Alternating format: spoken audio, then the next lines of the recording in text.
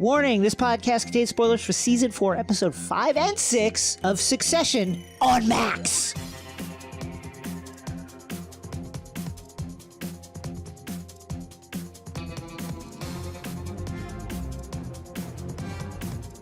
Hello, my name is Jason Concepcion. And I'm Rosie Knight. And welcome, after a week off, back to X-Ray Vision, the Crooked Media podcast where we dive deep to your favorite shows, movies, comics, and pop culture.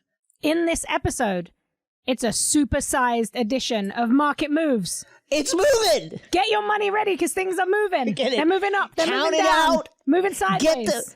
Get those hundos laid out in a beautiful fan and get ready to invest because the stock is only going up. Succession episode 5 and 6 from season 4. We're going on holiday and then we're going to live forever. It's going to be great, guys. And in Nerd Out, David pitches us on Red Dead Redemption 2 as the next video game to TV adaptation. I would love to see it. Ooh. Coming up, Market Moves. All you Roys pop your value like this. Ken and Roman and Connor and Shiv. All you Roys pop your value like this. Ken and Roman and Connor and Shiv. Just do it. Do it. Do it, do it, do it now. Bite it good. Bite my arm just like you should right now. Bite it good. Bite my arm just like you should. My Mar, my Ket, my move and my vest. My Mar, my Ket, my move and my vest. My Mar, my Ket, my move. That's right, it's Market Moves! Market Moves! Market Moves! We're covering episode 5 and 6 of Succession season 4. And we're going to Norway. In episode 5, we open with the new co-CEO structure in place. Interim boy kings Ken and Roman begin making their marks at Waystar HQ. That means walking in, getting applause from everyone. The C-suite boyars get whipped into line, and they're getting ready for their journey to Norway to grease the birth canal of the Gojo deal.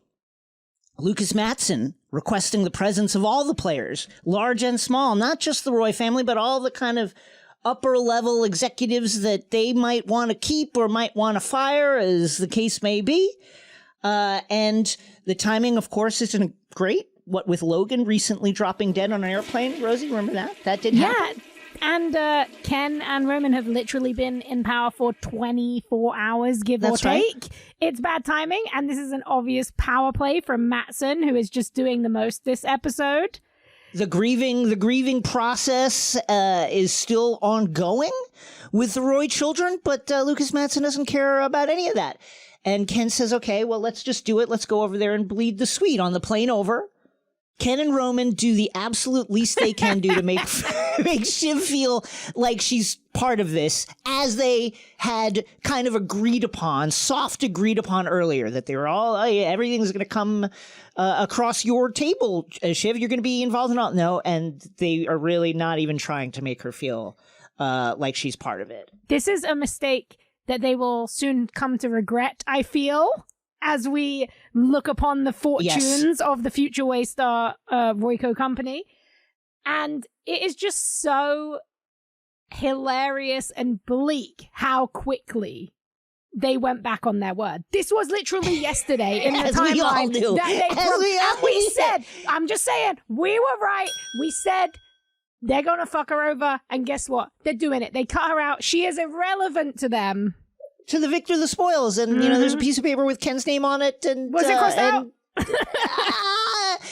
Shiv, meanwhile, is concerned that there's all these stories in Forbes and Business Insider in Wall Street Journal about Logan, about what a shit show his late reign was. And she is like, what's going on with this? Is this coming from us? I thought we agreed not to slander Dad as he is laid freshly in his grave. And Ken and Roman are like, we're crunching all these numbers here and we got to get ready for this deal. What are you, let's talk to Hugo. Hugo, this is not coming from us, right? And Hugo's like, no, I don't know what you're, I've never heard of this. And so that's over with. And meanwhile, Shiv, Ken and Roman say, if you want us to fire Tom in the most humiliating possible way, cut his head off, as a favor to you, dear sister, draw and quarter him, hang him not until dead, until he's merely unconscious. And then we go in and we cut open his abdomen and we pull his guts out in front of him. And we put it on a fire and we burn him in front of him. And then we cut him up into pieces and we put his head on the spike. We can do that if that's what you want. And Shiv's like, oh, I don't know. Meanwhile, the old guard, Frank, Carl, Carolina, Hugo, and the other guy are pinching their sides to see which one of them is the fattest hog at the slaughterhouse as rumors of a kill list circulate. Jerry tells everyone, settle down. Listen, I get it. We're going over there to meet the upper level Gojo people, and they're all like ex-Olympians and and they all look like supermodels. Yeah, they're like in their mid-30s, and they're all like Fulbright scholars with PhDs, but they're all fucking soft because they had that socialist healthcare, and they never had to worry about like going to the dentist. Meanwhile, we came up through the mean meat grinder of the American system, and we're fucking tough, and they put mayo in their fries and we eat blood red steaks. Don't worry about it. They're soft. First prompt. Rosie, what is that guy's name? Oh my God. Is it like Harry? I don't know. He's just there. Okay, well, you're going with Harry. I think, what about Harry? It is, I know what it is, and I'm just going to say what it is, but I'm also going to say that I only know because I had to look it up. His name is Ray. Ray, I was like halfway there. And Ray, my most indelible memory of Ray is from the Boar on the Floor outing in, I believe, Romania. Like he's a holiday guy. He shows up for the holidays. I think wherever it was, Tom said something like spooky Dracula something. And he was the guy during Boar on the Floor who was like really, really into it. He was like, yeah, we can get that sausage. Yeah. So the Gojo Confab happens at like this really gorgeous resort of some kind, Norwegian resort on the top. Some kind of like something on the top of a mountain. I don't know. He seems to be very comfortable there. There's like a gondola going up to the top of this peak, and then all the buildings are like this glass enclosed, like futuristic shit like that the billionaire from Ex Machina would live in, kind of thing. Now, as they're heading up in the gondola, the old guard, Carl in particular, is like, okay, Ken, do you want to go over the money one more time? And of course, Carl has visions of Lesbos or some other Greek isle, like dancing in his head. And Ken is like, no, listen, I understand. 144 is our absolutely can't go lower than this price. And we want to go higher than that. And we'd love 148, but we'd settle for like 145. And when they say 145, they mean billion $145 billion. Billion dollars. And Ken's like, I get it. So we'll get him above 144. Meanwhile, Connor is back stateside and he's dealing with the fact that Marsha wants to have Logan laying in his coffin in a kilt, which Connor thinks is weird, despite the fact that Logan is from Scotland, was a Scottish man, a proud Scottish man, and a supporter of either Hibs or Hearts. And I forget, do we know if Roman still owns that team? Check up. Is he still a co-owner of either Hibs or Hearts? And basically calls Ken saying, give me full authority to tell Marsha that we can't bury Pop in a kilt. And Ken is like, whatever, he hangs up on him. And he also says very bleakly, he's like, send photos of your dad's embalmed body. Kendall. The boys' initial meeting with Mattson begins with a really awkward nod to the fact that Logan is freshly embalmed, like not cold yet. And Mattson basically saying, here's what happened to me. My dad hung himself. Mm-hmm. And I found him. And I found him. And when this gets no reaction, because it's a very, very weird thing to say, like as a hello, he then goes, what? No sympathy for Lucas? No awe for Lucas? What the fuck? He is a true... If you weren't already aware that Skarsgård is playing Lucas Matson as an absolute sociopath. You will be aware by the end of this episode. Oh, yeah. So they get down to brass coffin nails quite quickly. The boys, backed by the board, want more money for Waystar for various reasons. They think it's undervalued. They want ATN out of the deal. They want ATN out, and they want the price up. Lucas, meanwhile, is saying, well, if you're taking something out, but the price is going up, how does that make sense? I'm getting less and I'm paying more. And he says, what about this? Put ATN back in the bag and I'll buy it all for $187.50 50 cash stock deal. Now, for those counting, that is a lot more than $144. Second prompt. Okay, Rosie. wait, 1 second. Yeah. That is the dollar price for each share. That's what I just remembered because I looked it up. So it's $144 a share. Or $187 a share, but it's still like a fuck ton more. But it's still a fuck ton of money. And again, that is the expertise that Market Moves brings to the numbers and the context and the stocks and the bonds and the Ethereum and the crypto. It is a lot more. 187 is more than 144. It's quite a bit more. Did you know that? Second prompt.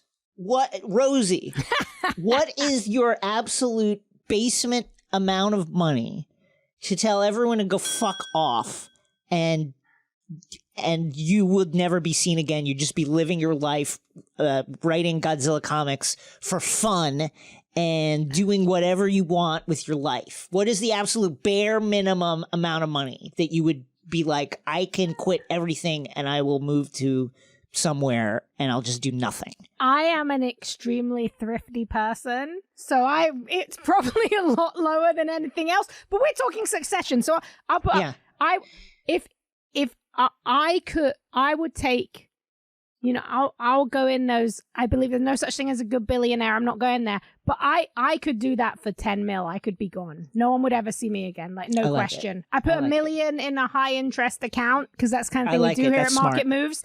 I'll buy a little house and you never see me again. I have no social media. I'm done. I like it. The current, as of March 9th, 2023, Biden-Harris administration Defense Department budget is $842 billion. Wow. I would need about $1 trillion to really settle down because I got too many things on my mind. I got too many ideas. I can't settle down for anything less than it. I would go as low as maybe 800 billion. I like that. I go as low. You'll take what the general average military budget is. I think that's fair. Right. I think that is fair. Ken and Roman should leap at this. 187? Yeah. We want it. That's so much immediately higher. Like incredible. Now, of course, you do your due diligence. You see if you can prod him any higher. If he says 187 off rip, maybe he'd go a little higher.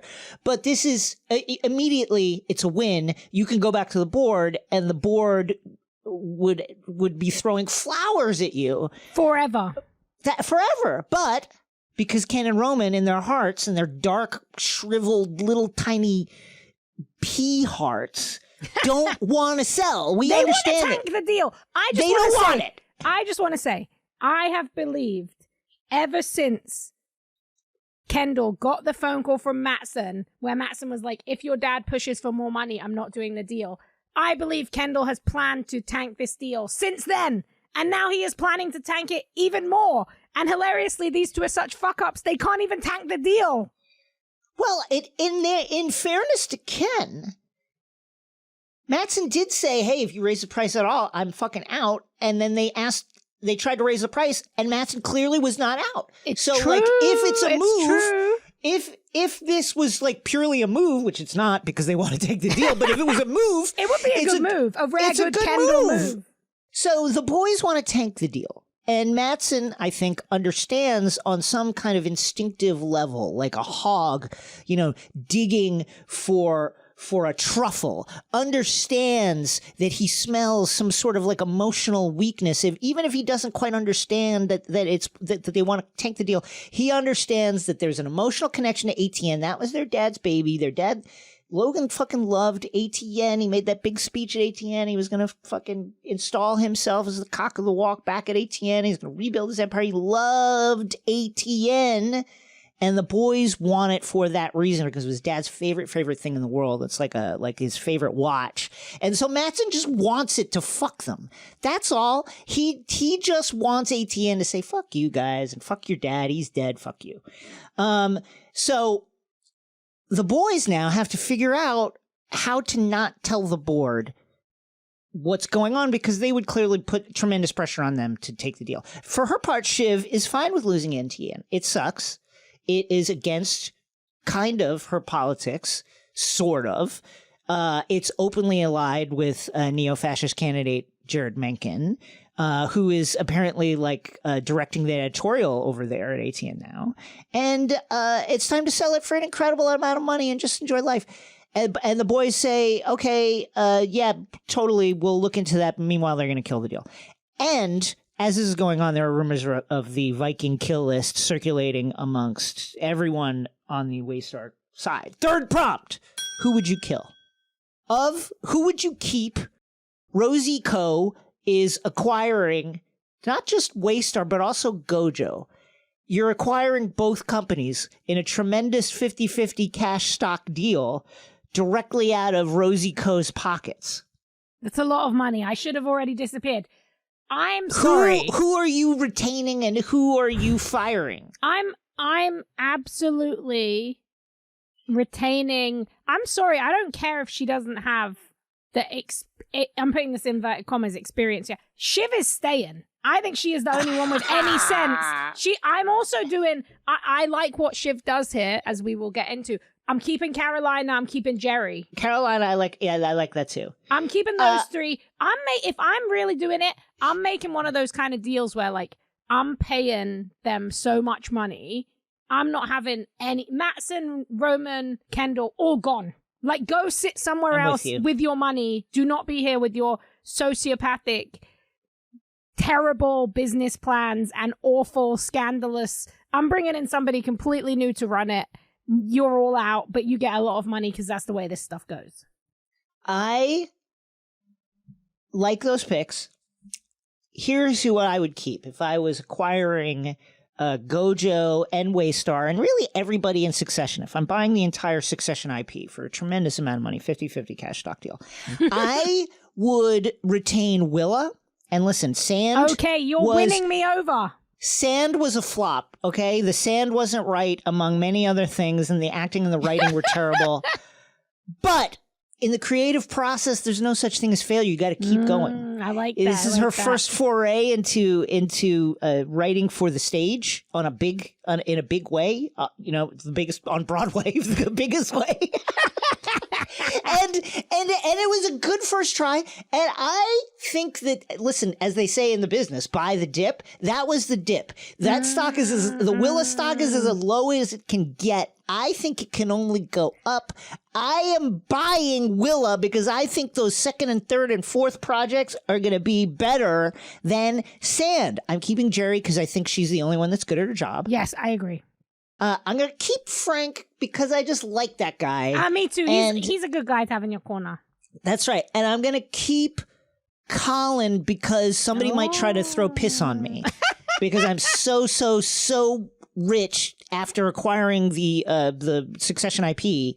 And, one of these pinko socialists might try to throw urine on me as I walk into the building. Okay, I just want to say, I think out of all your picks, if you are listening and you want to know who to buy on, I say buy on Willa. Because you know what? Buy on Willa. Something that we learned today that has been kept fairly out of the press and the narrative of this show and to the sidelines is the Royco Waystar entertainment business. We are going to need somebody to oversee the storytelling. The movie we have going on, as we will get into, is not doing well. We need Willa's vision. We need her to come in and tell us what to do. The budget is ballooning. The CG is not looking good. The robot spends too much time not being active in the cave.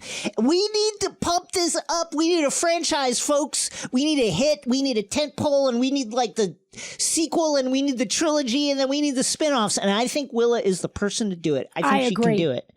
Listen, it's much easier, I think, to write for the summer movie blockbuster market than it is for Broadway with those snooty people. And I think you're right. You're absolutely right about that. Ken and Roman counter. They say, we take 18 back out. What's the price for the deal?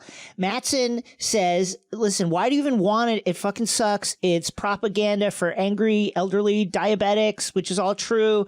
But he just wants it. And he doesn't even want to say why he wants it because he's just buying it. He's like, I'm just going to make it like Bloomberg. Yeah. It's going to be simple. It's going to be cheap. And it's going to be great. And you guys can do nothing about it. And then he shits on the boys and Shiv and says basically like, listen, your dad was one thing, but you guys are just a tribute band. That's such a good insult. That's up there with legendary Succession insults. The boys and Shiv say, okay, we'll take it to the board. But of course, the boys don't want to take it to the board. And that night without Shiv, they decide to take the deal. Yeah. Sell. Kendall and Roman, you chaotic motherfuckers. They say they're like, to their credit, they do talk about bringing Shiv in. And then Ken says, but do you think Pinky can dance? Do you think that she could do the song and dance required to tank the deal? And of course, they don't think she can do it, so they cut her out. These fucking guys. Meanwhile, while that's going on, Shiv's not just staying put. She's not just like staying in the box that people want to put her in.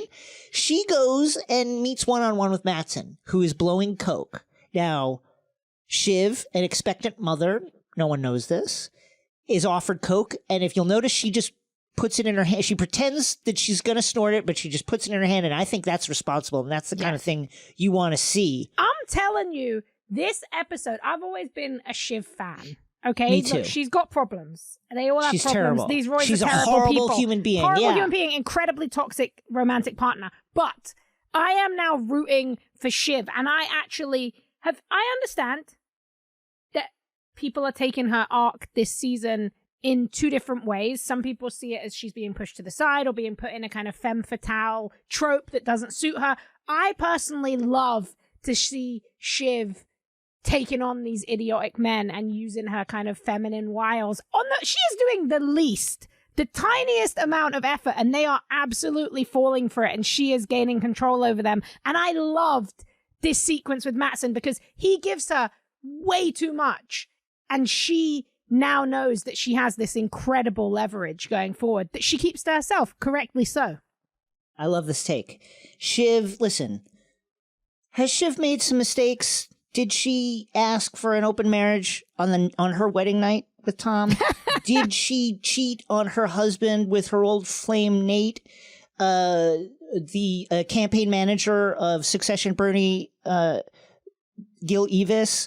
Did she convince a sexual assault survivor to take the money and not press her case against Waystar? Has she numerous times sold out her so-called ideals because, she is involved in this family that is openly courting a neo-fascist candidate? Yes, but she will not do cocaine in the first trimester. And I think that among other things, is something that we need to laud about. Let's laud Shiv it. Roy. Thank you. And so Shiv, listen, Shiv is out here. She's digging in the hedges, gaining intel. Mattson, his vocal cords loosened by the Colombian white marching powder, starts talking about Ebba, Gojo head of comms, saying that, there was a weird thing with Ebba where I was kind of in a relationship with her and then we broke it off and it was obviously not a good breaking it off. And then I started sending her vast quantities of my blood. And then it was kind of a joke, but it was kind of a joke. And then it wasn't a joke. And then it was serious. And now it's not a joke. And this is obviously highly damaging information. And at the end of which Shiv kind of soft offers to consult with Mattson about the goings-on at Waystar so that he can kind of get the lay of the land. And he says he likes her because she's cool and can take a joke, which is a lot of red flags from a guy who's been sending a former employee blood. Yes, I will also say this is another reason I was really loving Shiv here. She uses this as a moment to basically secure Carolina's future because he's like, how's your head of comms? He's like, I've been sending mine blood. She's a nightmare. And Shiv's like, well, mine's great. She's so good at her job. She knows exactly what she's doing. And in that moment, Carolina's name is... Women supporting women. Solidarity. Her name is... That's what we like. Not supporting the victim of his stalking campaign. Yeah, of course, don't worry she's about getting that. fired. But she's supporting the stronger woman. Her stronger friend. She's That's supporting right. the one she knows personally.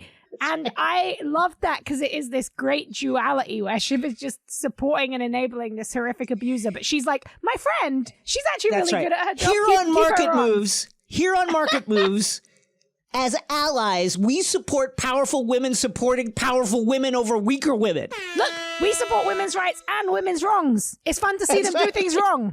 We like to see it. Ken puts his plan into motion. He uses Greg for this, who's suddenly become moderately useful. And he basically says, hey, Greg, I need you to talk to this reporter who's going to call you and basically say that things are not looking good. The Swedes are fucking weirdos and the culture is not a fit and yada, yada, yada. Jess... meanwhile, is tasked with setting up a distraction for the Gojo Vikings, and that is to set up a screening of the full rough cut of the latest of Waystar Studios' summer blockbuster offerings, a sci-fi tale about a robot in a cave that currently runs at something like 3 hours, and just make the Gojo people watch it. And it is like, this is one of those legendarily bad movies. You can just tell from the responses. Ebba, she breezes out. She's like, I'm going to come back. It's intriguing. She says, there's so much to think about. So much to think about. And this is a movie that is like, imagine, I will mention one of my favorite Hollywood flops. Look it up. There's incredible reporting around it. There was a movie named Monster Trucks. It was based on the idea by a producer's 3-year-old kid about a monster who lived inside of a monster truck. The movie bled millions, hundreds of millions of dollars. There are legends that the first time they test screened it, the monster they created was so horrific that kids ran out of the cinema screaming. Okay, good. That's what we want, and like Ebba. This is Waystar's version of that. They're talking about millions. This is, I would say, 350 million down the pan. The budget is exploding. No one's going to go and see it. It's boring. And this is what you show to the people who are about to buy your company? They're trying to tank it. Smart play. Well, Shiv is like, what's going on here? This is, are you guys up to, my brothers, are you up to something? And they're like, no. But also Shiv, sensing that there are things going on, understanding that information not be shared with her, does not share the information about Ebba and the blood. Ha. Meanwhile, she goes to meet Tom and meets up with him like outside the movie screening tent. And she says, Tom, your shoes are much too bright for people who are coming down off of Molly. And she starts kicking dirt on his shoes. Incredible. And then so Tom flicks her earlobe and says, you have thick lobes like barnacle meat. And poof, their passion is rekindled. In that moment, Rosie, prompt number 4, you need to walk out of a screening. What is the excuse that you use? You are Ebba. Oh, I must leave. My FedEx guy just showed up with the new delivery of blood. I can't let it go cold. It has to go into the freezer. Very important. I've just received very important blood and I must go. I like that. Okay. For me, let's see. I'm walking out of the screening. David Zaslav is there. It says, what do you think of it? Are you leaving? And I say, yes, I am leaving. But it's because, and I'm going to take a page from Ebba's book here, but I'm going to say because it's just so emotionally raw that I really need to process this I need to process it. I need to go outside and maybe call my therapist. And so much is coming up right now. And it's a lot. I shouldn't share that with you, but I'm going to tell you that I need to talk to my therapist right now. I have her on emergency speed dial whenever I need her. And something about the way the robot sits in the cave is just bringing up a lot of things for me now. And I need to think about that. I need to call her and then I'll be back, sometime after the movie is over to sit in the empty theater. I'm going to come back when the movie is over and sit in my seat because that's how powerful this movie is. Roman and Ken meet with Mattson and At the end of the day, what happens is Roman finally snaps because of all the little subtle insults and jibes and little different pokings and proddings and little things that Lucas is doing. You know, he's just playing the high hand with them, and he's clearly doing this and kind of delighting in the fact that he's got them, you know, days after their father's death, and he loves this little power play he's running. And finally, Roman snaps and says, like, well, fuck you, we're not selling you the company, and that's it. And by the way, we think you killed Dad. We think it's your fault. You bled him dry because you were just like running him ragged back and forth to Norway or wherever, Scandinavia, somewhere to think about the deal, do this, do that, and you killed him, and we're not selling you. Go fuck off. Later on the plane back to the States, it is a news break comes across everybody's phone, and Frank says, or either Frank or Carl says, hey, look at this. Mattson, 192. 192, and Mattson effectively has cornered the boys by making it public, not letting them hide it from the board, has gotten his revenge by saying, haha, I'm going to buy your dad's favorite toy for 192, and the board is going to make you do it. Lucas Mattson for the win. Your final thoughts on this episode? Look, I'm not trying to be a Mattson apologist. I understand that I have condoned some pretty terrible behavior here, but this is the nature of talking about billionaires. Yeah. I just want to say, Mattson isn't wrong. Logan Roy was a prick, and he was also a horrible to his kids. He was awful. He was abusive. He was an awful man. Is it sensitive to say that just after he died? No, but is it untrue? Also, no. I thought that Lucas came out as the winner here. Shiv has moved up in the rankings. To me, if she wants to be a betrayer, if she wants to go against her brothers who have already cut her out, she could end up in a very horrific but powerful position here. I agree. As a Mattson ally and potential, I don't know, a Mattson Shiv wedding would be so horrific. I don't even know if I could deal with it. But I feel like Shiv has become the power player at the end of episode 5. Now, that will all change with episode 6. But right here, I think Shiv and Mattson come out on top after the trip to Norway. Up next, episode 6. Episode 6, Living Plus. So the operation Tank the Deal obviously got more complicated when Lucas Mattson whipped out his 192 valuation yardstick. But that doesn't mean the boys are just going to quit trying to tank it.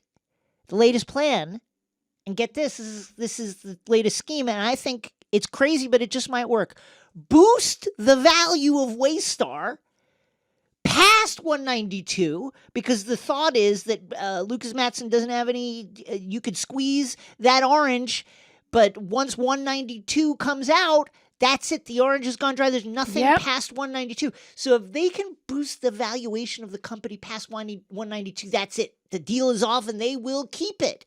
How will they do this? Living Plus. What is Living Plus, you ask? Imagine a cruise ship, but on dry land with like a live forever medical stuff involved in it.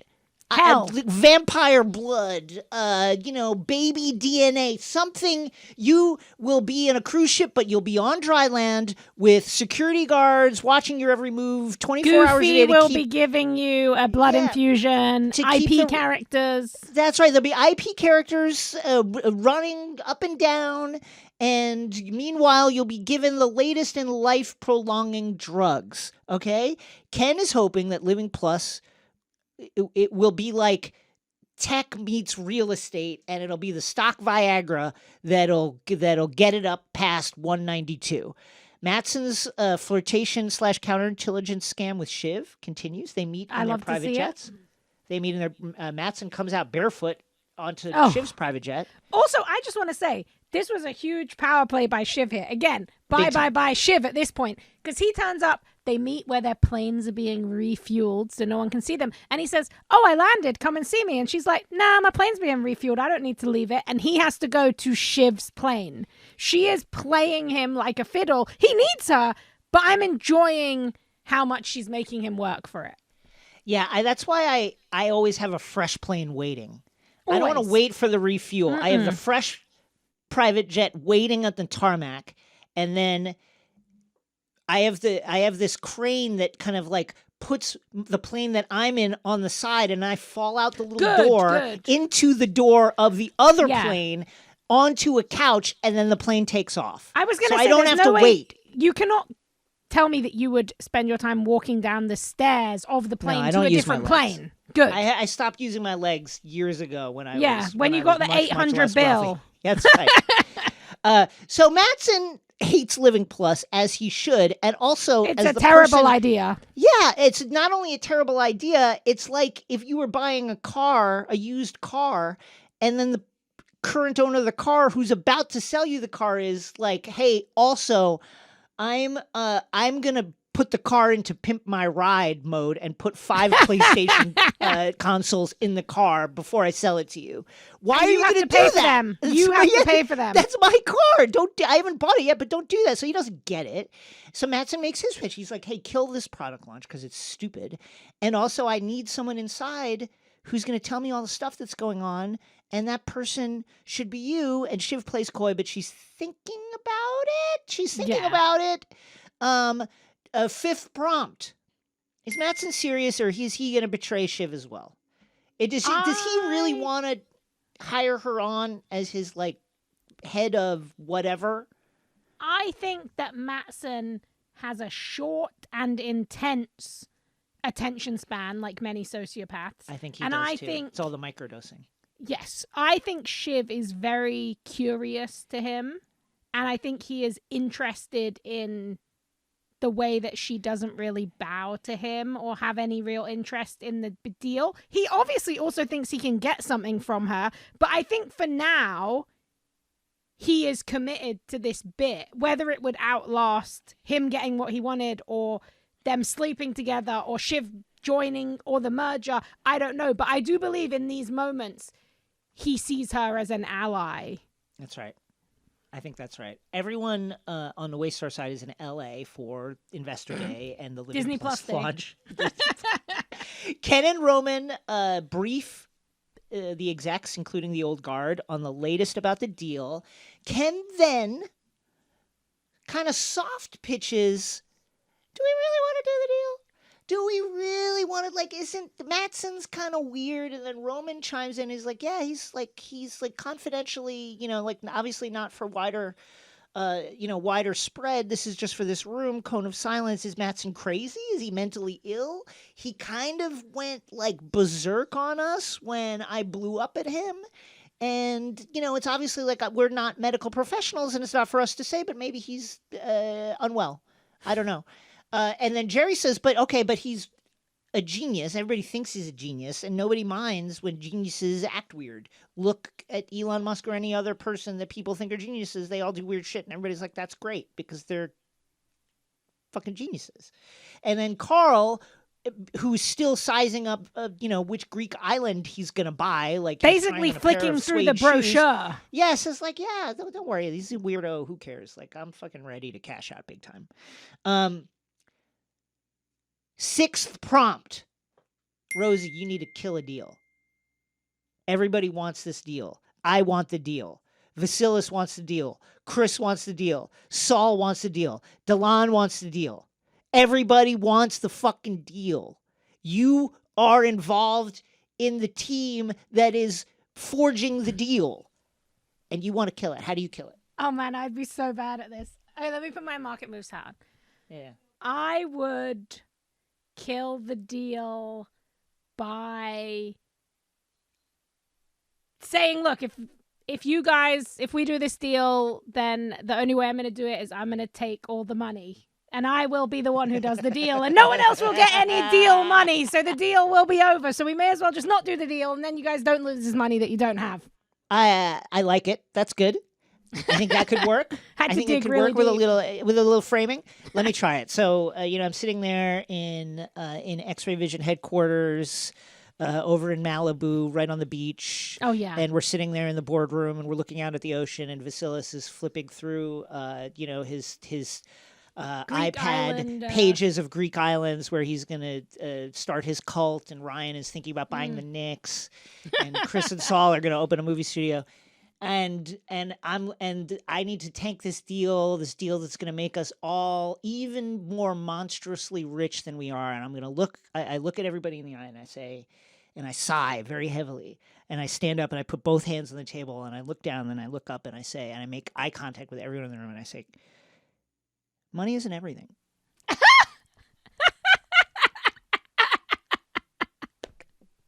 It's not. Love it. Literally, it isn't. It's not physically, if you look at it from a physics perspective, science, money is not actual everything, all of the matter in the universe. So think about that, guys. And do we really want to do this? Maybe not. I think it could work. I think it could work. Definitely. I mean, that shocked silence tells me it's working.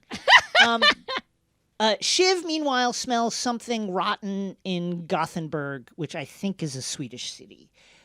She can sense from this conversation and the way that Ken and Roman are speaking that they maybe don't want the deal. And the tell, and it's really smart, the tell for her is that they've all of a sudden are bringing up that Matsson is perhaps mentally ill, and they didn't gossip about it with her, Mean Girl style, which is something that they would have naturally done. So she presses, and they admit that, yes, they're trying to fuck the deal. They're trying to fuck the deal. They cannot lie to Shiv. Her power is immense. Sorry. They're so sorry, and they can't believe they didn't tell. I just want to say as well, Shiv, again, an incredibly powerful situation, because Matsson had mentioned to her on the plane, like, oh, you know, your brother's, like, lost it and, like, told me, like, go fuck myself.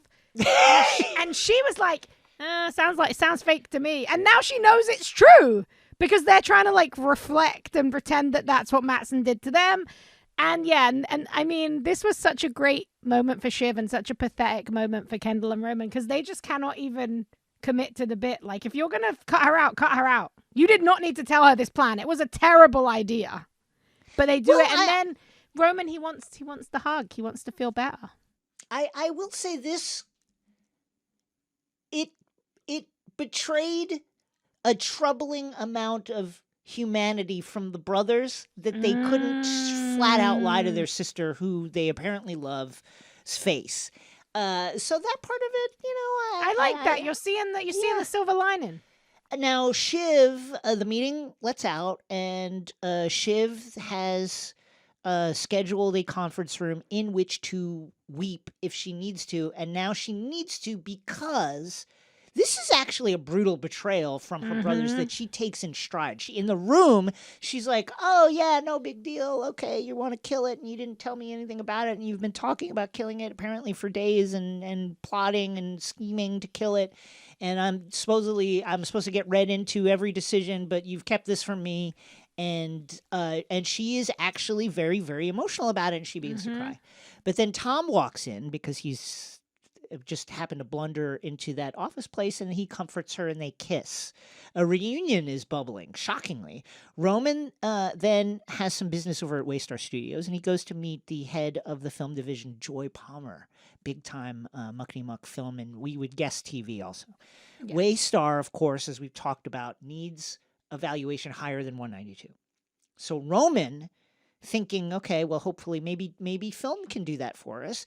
Roman's idea is, if I just like love bomb Joy Palmer with all the money that she's ever wanted to make these robot in a cave features, maybe they can make a franchisable hit that will pump up the valuation of the company, and the robot in a cave cinematic universe will be launched, and it'll be big, and we could sell toys, and we could sell blankets, and we can have little kids going to our movies, and we launch a channel and all of that. Unfortunately, Joy then broaches the touchy topic of ATN being hand in hand with fascist presidential candidate Mencken, and how the Hollywood creative community is a little bit uneasy. She's not wrong. It's a good point. It's a very good point. They feel a little bit weird about it, and there is still, troublingly for Roman, still enough competition in the space that they could theoretically decide not to work with Waystar. They could take their robot in a cave feature somewhere else. And then what will we do? And Roman, irritated at the sensation of any kind of like brief kind of like gesture at criticism fires joy or something. Yes. It's very...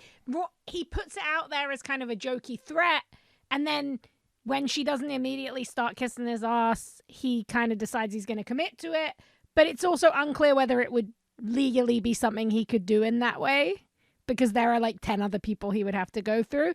But it was really bad, and Roman is just not cut out for this. I love Roman. I have a lot of love for him. Terrible, awful person, but in the context of the show has like a little bit more humanity than other people. But him and Kendall are both going for the new title of Logan Roy, and it is not good. I think Shiv is doing it as well. So that brings us to our 7th prompt. Yes. Who is the most Logan of the children? Ken, Roman, Shiv, or Connor? Who is the most currently Logan-esque of the Logan spawn? It's Shiv, because Shiv is the one who is currently working with their competitor to betray them, something that Logan has actively done in the past. She is not giving them the information that they could use against him, like the propensity for sharing and sending blood to ex-girlfriends. And also, when, like you very kindly and generously pointed out, Roman and Kendall were opening up to Shiv and admitting a wrongdoing, she did not do the same. She kept her options open. She is texting Lucas. She is calling Lucas. She is keeping him up to date. And she is doing it without a hair of anxiety or stress. Like, this is just like every day for her. So I do think while Kendall and Roman both think that they are playing at being the best Logan, I think it is coming to Shiv most naturally. I agree. I think at this particular juncture in the story, it is Shiv, because she is moving quietly, but to build her power, as you so aptly noted. Meanwhile, Roman, I mean, this firing, he thinks it's something his dad would have done, but his dad would have fired someone from a position of strength, not a position of weakness, which is clearly what Roman just fired this person from a position of weakness.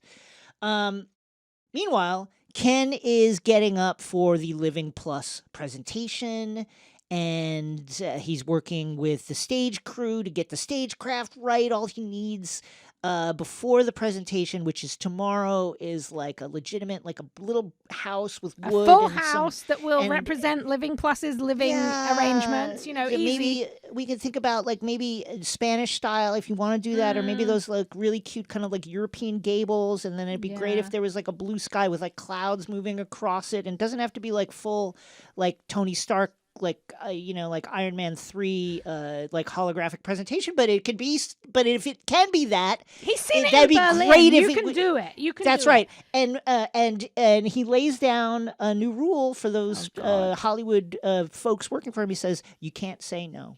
Yeah, he says this is a fun new rule. Nobody can say no. Kind of implying that he is in on that and that he can't say no. But I will. Okay, so I need to ask you a question. This is more of a serious question. Sure.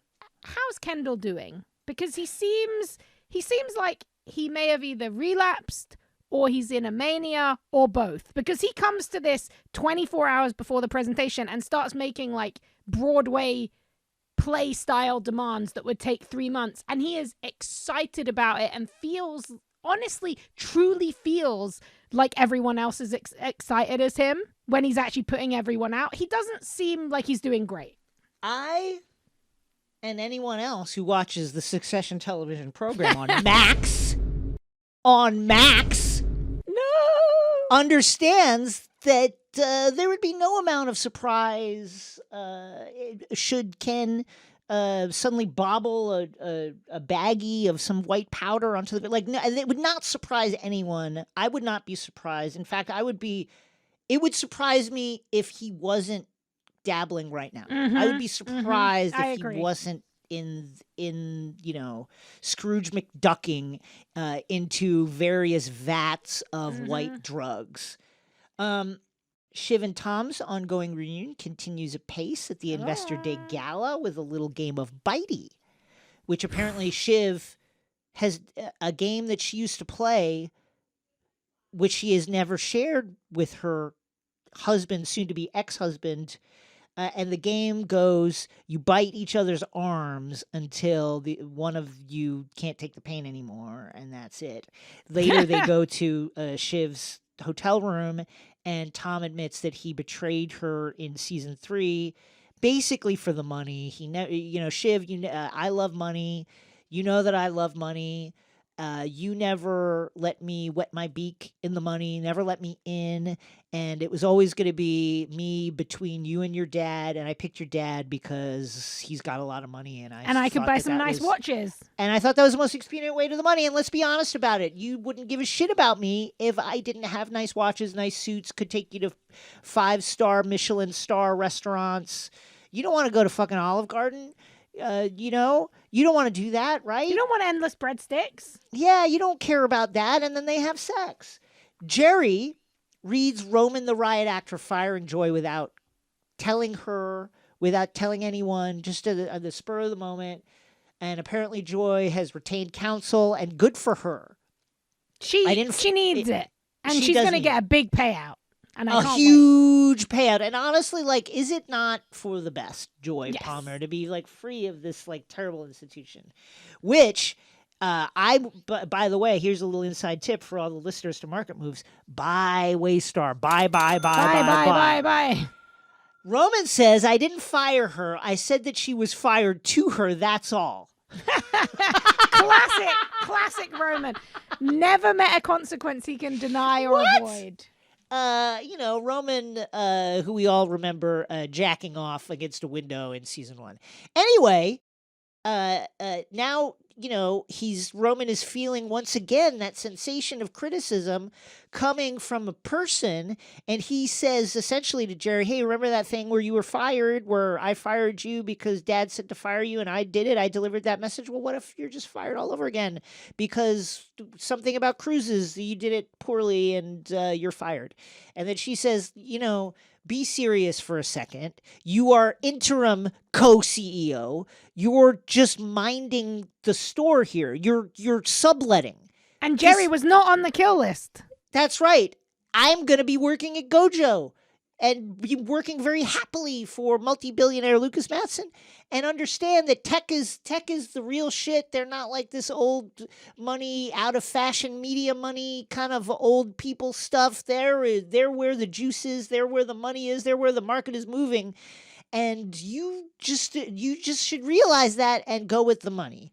And Roman's like, well, maybe you're fired, maybe you're not, I don't know. And he walks out. He leaves it in a very vague place. He basically threatens to fire Jerry, but we don't know if she's fired. And when he goes to tell Ken, he kind of wants Ken to pull it back, because obviously Roman really loves Jerry. He's kind of like, you might have to smooth that over. Maybe that was too much. And Ken's like, no, that was baller. That's fucking great, man. Baller. You're just making moves. You're doing it. And maybe these young Turks have the rights and the way to make something out of this. No, you don't, Kendall. That's why I say buy, Waystar. And Ken says, fuck it, drop Jerry's head in the end zone. I love it. Just do the icky shuffle over her corpse. And that brings us to our 8th prompt. Joy or Jerry, who's fired? And who was merely told to them that they were fired? I think Joy is probably going to keep that representation and get a massive payout. Because why fight to work for Roman? Even if she's not really fired, why are you going to do that? Take your $36 million. Because she passionately believes in that robot in the cave. The robot needs to be sleeping in the cave, guys. It's a personal story. It's something that speaks to her from her childhood, and she really passionately believes in the robot in a cave cinematic universe. Well, maybe then she'll fight for her passions, but I believe she'll probably take the golden parachute and be gone. Jerry, I do believe that Kendall really likes this firing. I think so too. Do either of those children, who, by the way, you made a great note in our preparation, that is Shiv's godmother, we learn. Yeah, Ken mentions that, which is big fucking Succession wild. canon here. I think that is a great and important note, because Kendall and Roman might want to fire Jerry, but That's right. Jerry really has this. I think she'll just keep showing up to work and getting paid. Like, neither of them knows how to do it. HR's not going to fire Jerry. Now, how do you do like, it? how do you do it? They don't really know. They can say like, you're fired, and she's still chilling. Like, it's like walking into the cockpit of the space shuttle. Yeah. And being like, well, what button fires Jerry? Exactly. Like, or going in and being like, the pilot's fired, and everyone's like, we need to land the space shuttle, and you're like, okay, he's fired after that, and everyone's like, yeah, sure, he's fired. Like, I don't believe we've seen the last of Jerry, and especially since she is still chilling with the old guard during what will surely become another legendary Kendall performance. Well, the conversation that follows this with Carl, I think, will inform the status of Jerry. Ken, as we saw with Logan's birthday rap, is a natural stage performer. He just gets off on it. He is at home there, and not even the fact that the clouds over the cabin that he had built is just like mist. Looks it's like very a disappointing. Gas chamber. It's very bad. It looks terrible. Even that doesn't really dampen his excitement to get up on the stage for the first time since L to the OG.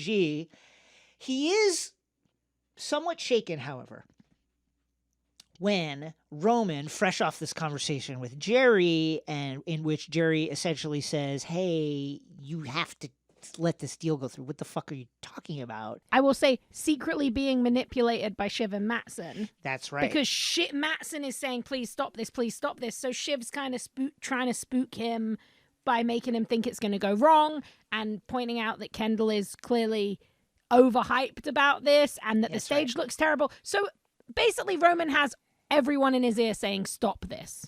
That's right. So Roman says to Ken, is this a good idea? Do we want to do this? The number, like, you're going to go up there with a presentation that is, let's face it, it's mostly science fiction. The numbers don't quite add up, but you've been faking the numbers. You may or may not have AI faked our dad into pretending the numbers were higher. You did do that. And is that like, forget the legal implications of lying directly to our shareholders. Maybe we shouldn't do it. And Ken is a little bit shaken by this. And then as he leaves that room, Carl, the CFO of Waystar Royco, steps to him and is really tough with him. He says, listen, I've put up with a lot of shit over the years from your dad, but I have been a major executive at lots and lots of big time companies, and I've been around the fucking block, buddy, and if you try and fuck with this deal, I will chop your fucking nuts off, okay? He says, you have my dick in your hand, but I've got yours in mine, and fuck with the deal, and I'll blow up your spot, and that's it. And Carl walks away, and it's a wonderful power play by Carl, and you have to feel like, now there's a moment here where Ken basically says, well, I'm the CEO, and you're the CFO, what if I fire you? Basically implying, like, what if I fire you? And Carl says, and this is where this informs the Jerry conversation, he basically says, what, are you going to fucking fire the CFO a few days after you take control of the company? Like 2 days after your dad died? In the midst of an interim situation in which you're selling the company to somebody else? How's that going to fucking play? You're going to do that? Yeah, good luck. And I feel like the same thing would happen with Jerry. You're not going to fire general counsel You're not going to do it. And the funniest thing about this as well is I actually kind of love to see the kids losing a little bit of their steam and a little bit of control. It starts to seem like the rope is a little bit greased and they're sliding down it, because the real truth is there is a major subplot in this episode where Kendall is forcing the accountants to fake numbers. Like, this is not just a potential, risk. This could blow up in everyone's face, including Carl. And Carl wants that fucking island, bro. He wants that island, man. Get the hummus going. Get the spanakopita going. The birthplace of democracy. The whole thing. The Spartans, the Peloponnesian War, all the history, all that shit.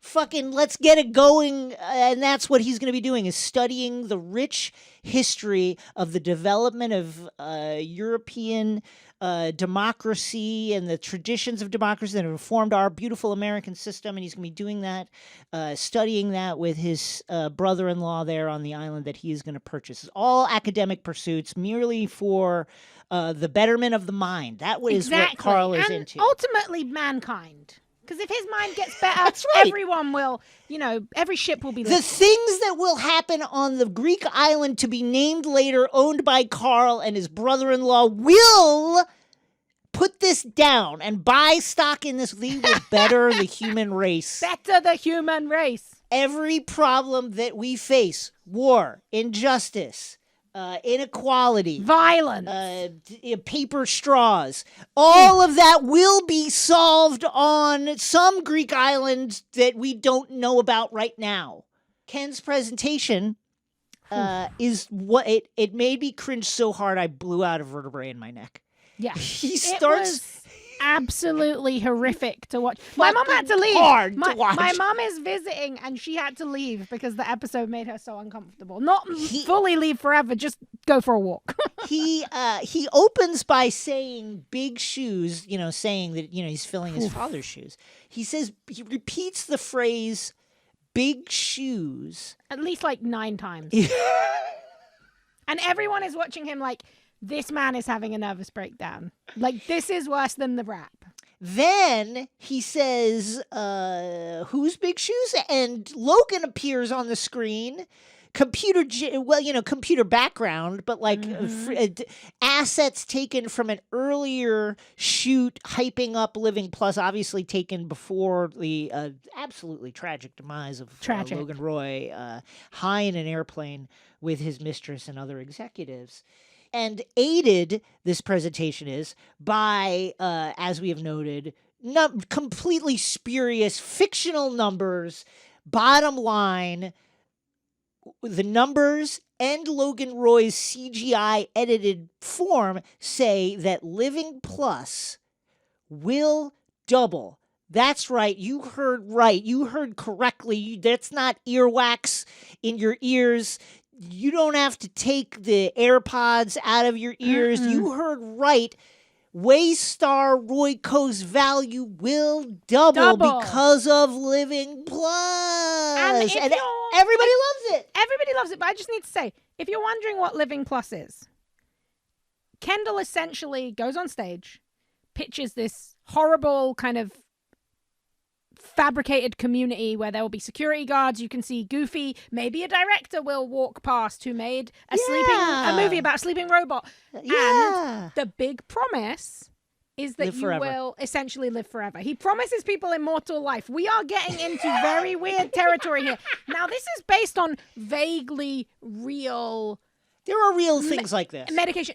They call it life extension treatments. You get blood infusions, plasma transfusions, things for the extremely rich. But Kendall essentially comes out and promises people they can live on a cruise ship for their whole life. On land with a security guard. They can meet Goofy. They can have blood transfusions and live forever. And it is one of the worst things you've ever seen. And of course, because Succession is horribly realistic, everybody fucking loves it. Everybody fucking loves it. The stock is going up. The stock is going crazy. People are fucking going crazy. Jim Cramer over Mad Money he's saying bye.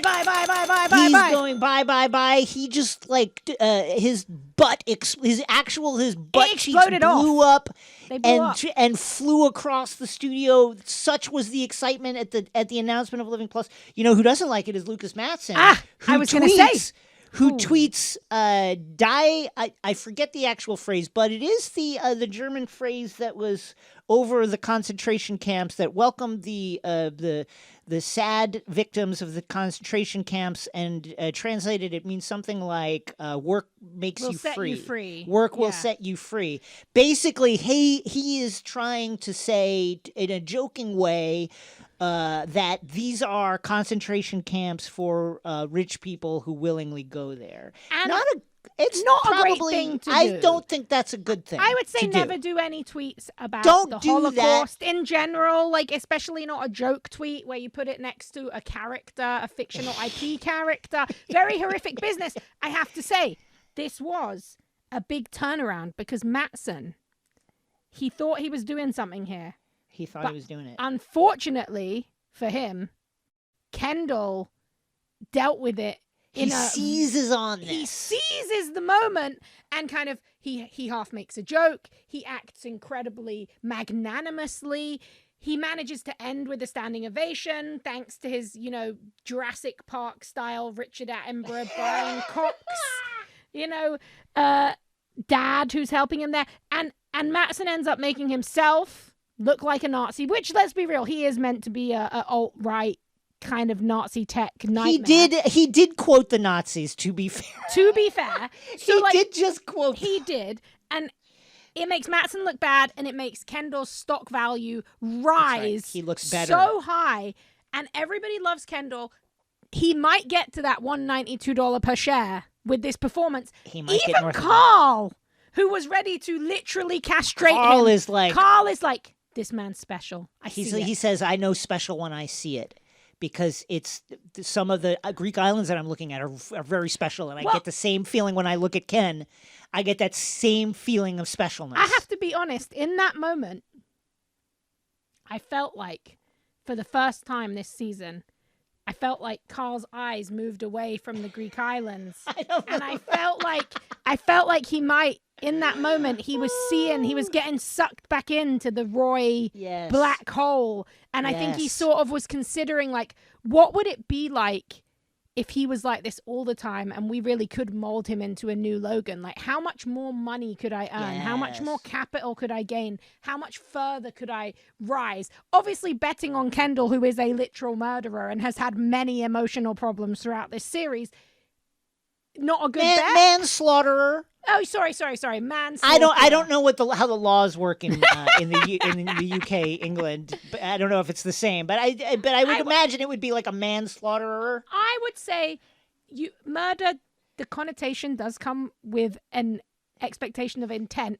But I would say if you kill a service worker with your car, do think he murdered him. I think you could say casually that he murdered him. But you're right. On Market Moves, this is about education and correct information. So if Ken did ever get held accountable, which will never happen, he would be a manslaughterer. I just want to be accurate. I don't have any kind of legal acumen. I am not Clarence Thomas. I don't want to get sued much richer than him. By Waystar. Right. I am much richer than Clarence Thomas, and Kendall, I want to be accurate. It was probably manslaughter. And he has had many emotional ups and downs. I don't think it's a good bet, but I did see Carl. I felt like he got sucked into the... I'm putting success in inverted commas because it was awful. But it did go well.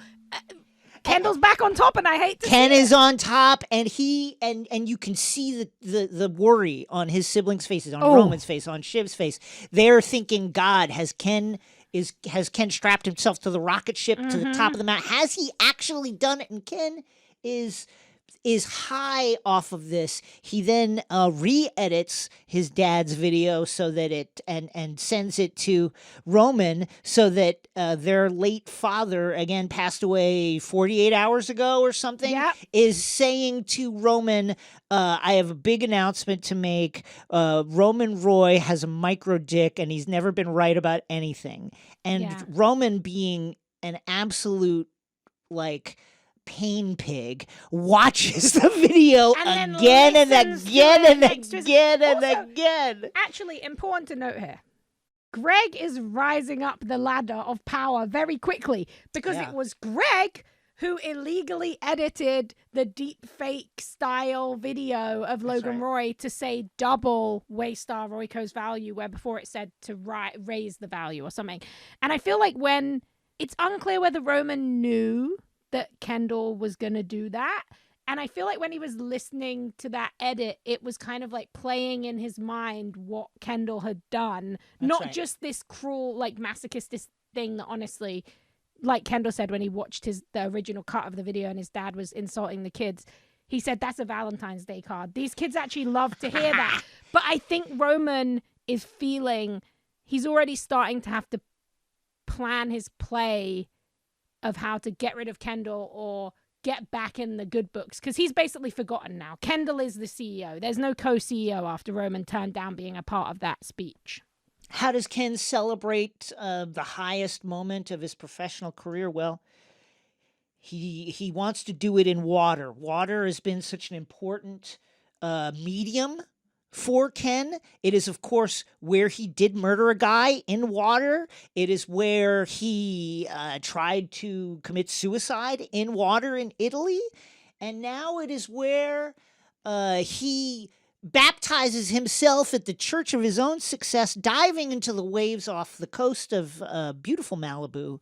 Gorgeous. Emerging to stare into the gray slate sky and think about what a fucking badass he is, which brings us to our final prompt of this double-sized, much like the stock valuation of Waystar going double. This episode has gone double.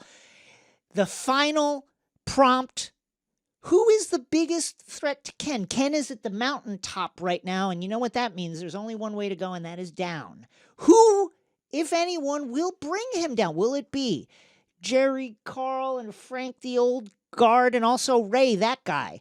Will it be Shiv in cahoots with either Tom or Mattson or both? Will it be Mattson alone? Will it be Roman alone? Who is going to be the person who knocks Ken off of his perch? I'm on the Shiv train today, and I'm sticking with it because Shiv has so much control over Mattson that in this episode, Shiv is the one who tells Mattson, do a tweet to fuck over Kendall. He does it, that terrible tweet, and then Shiv calls him and says, you need to, that was a bad tweet. And he deletes the tweet. Bad tweet. Bad tweet. Bad tweet. In the words of Ken. She has a lot of power right now over a very irrational and edgy but very powerful man. I think those two are a big threat. Even unintentionally, they could just really fuck things up. If they put their heads together and actually actively try and take Kendall down, he'd be in trouble. But there's also just shenanigans that could occur between them that could end up forcing Kendall into a bad place. So that's my bet at the end of this. I like that pick too, and I think that these moments of vulnerability that they're giving us with Shiv, the reveal of the pregnancy, the tears, the kind of like deep emotional frustration and pain and hurt at the betrayals of her brothers that she's having to keep under this placid mask. I think that they're setting us up to feel the vengeance that she is going to put into play. Now, is it going to go as we think? This is Succession, and they're always subverting us. Yes. For instance, I mean, just the fact that they give Ken a win here is a big subversion, right? That's unexpected. We're so used to Ken losing, from killing a guy to trying to kill himself to all the other things to rapping. We're so used to him getting kicked in the ass that it was quite a shock and a surprise to see him win. And I feel as if even if Shiv does quote unquote win, it will be a chalice with a lot of poison in it. Yes. And I agree. that brings us to this edition of Market Moves. Can't wait to talk to you next week about the upcoming episodes of the Succession program. We hope that you follow all of our financial advice and succeed beyond your wildest dreams, as the stocks will only go up. Recession is just a word. Success, finance, bonds, crypto, stocks, mutual funds. It's coins, all going up. Up next, Nerd Out.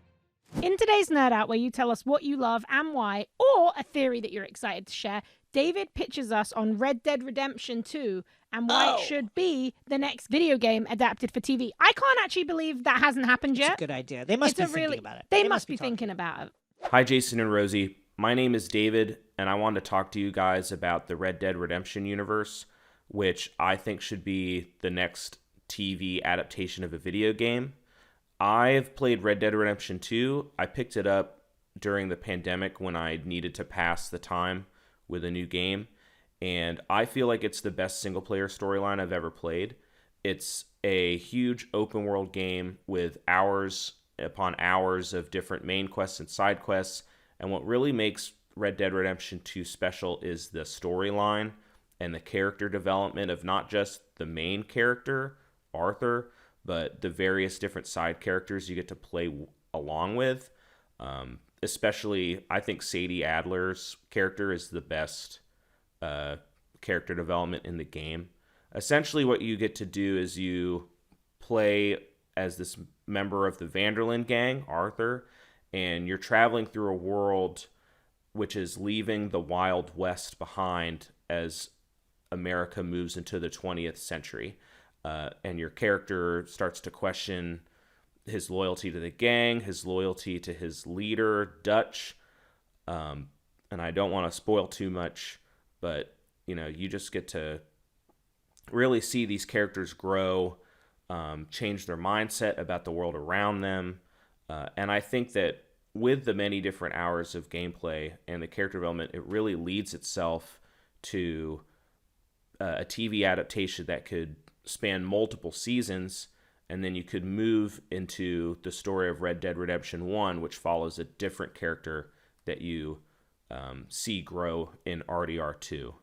So it's obviously my hope and dream that a TV company picks this up and I get to share on the screen this game and story that I love with people who don't necessarily play video games all the time.